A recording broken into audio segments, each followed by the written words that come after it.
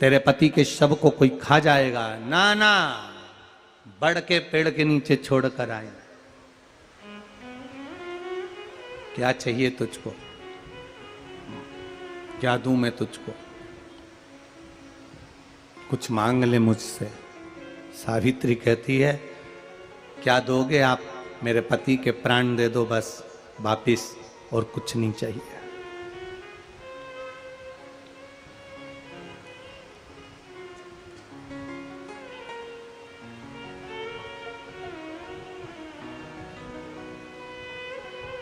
But Savitri की अमावस्या के दिन किसी एक माता ने सीहोर आश्रम पर एक मैसेज भेजा, और उस मैसेज में लिखकर भेजा कि गुरुजी से पूछना, हम भी तो पति की इतना मानते हैं, पति का सम्मान करते हैं, पति को आदर देते हैं, तो हम भी सावित्री की गिनती में आते कि नहीं आते?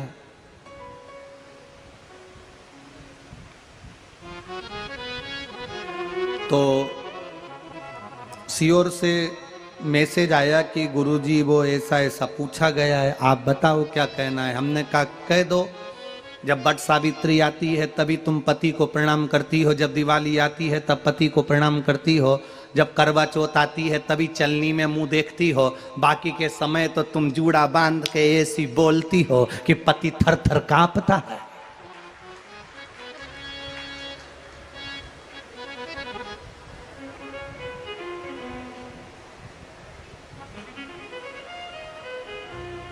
केवल एक करवा चौथ का दिन ऐसा होता है कि चलनी में पति का मुंह देखती हो।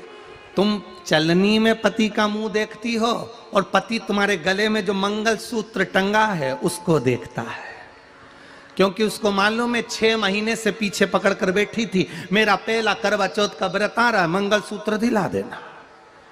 मेरा पहला करवा चौथ का व्रत आ रहा है, मंगल सूत्र दिला देना। बेचारे ने ना जाने कहां कहां से कर्जा कर कर इतना बड़ा मंगल सूत्र दिलाया, लाल लाल मोती और इतना बड़ा पेंडिल लटक रहा। तुम चलनी में मुंह देख रही हो, तुम्हारा मंगल सूत्र देख रहा 80,000 का है, 80,000।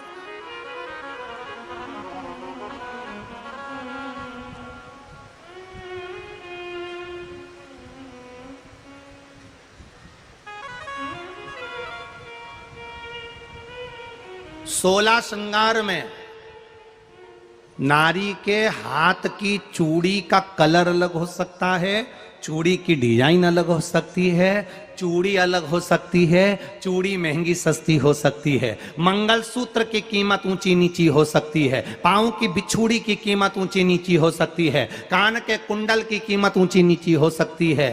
तुम्हारे शरीर पर जितने जितने 16 श्रृंगार हैं उसकी कीमत ऊंची नीची हो सकती है। केवल मंगलसूत्र की डिजाइन बदल सकती है, नाक की लौंग की डिजाइन बदल सकती है, कान के बुंदे की डिजाइन बदल सकती है, हाथ की चूड़ी की डिजाइन बदल सकती है, पांव की पायल की डिजाइन बदल सकती है।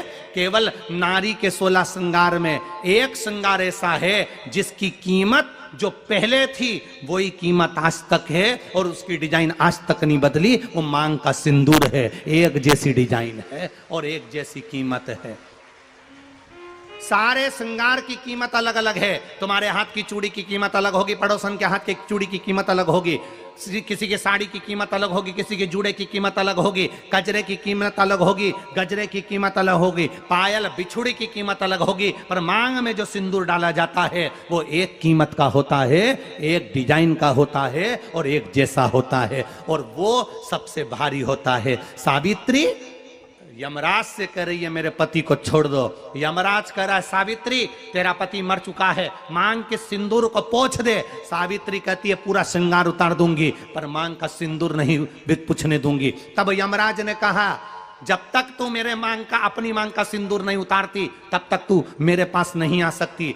भगवान यमराज से सावित्री ने कह दिया मैं भी तुझे वचन देती हूं यमराज, मेरी मांग में जब तक सिंदूर है, जैसे सीता ने लाइन लक्ष्मण जी ने लाइन खींच दी थी और सीता पार नहीं जा सकती थी, मैं भी तुझे वचन देती हूं जब तक नारी की मांग में सिंदूर है तब तक तू उसके पति को उसके सामने लेकर नहीं जा सकता, यह भी मैं तुझे कह देती हूं। यमराज भैंसे पर सवार होकर सत्यवान को लेकर जा रहा था। सावित्री से वचन पर वचन चल रहे थे।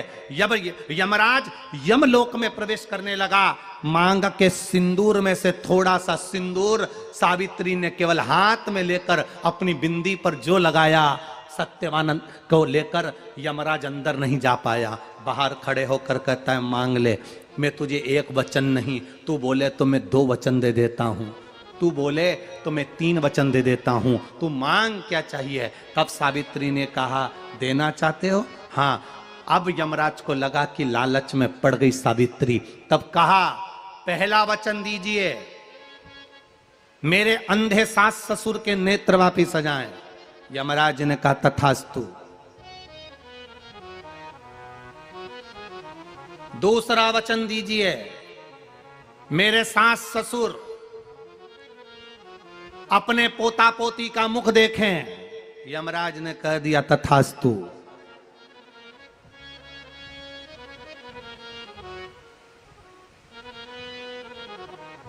जाओ।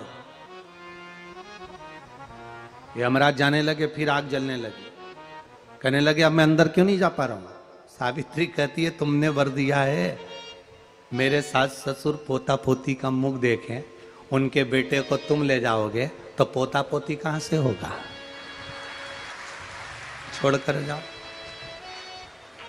सावित्री है, पति को वापिस लेकर आ गई।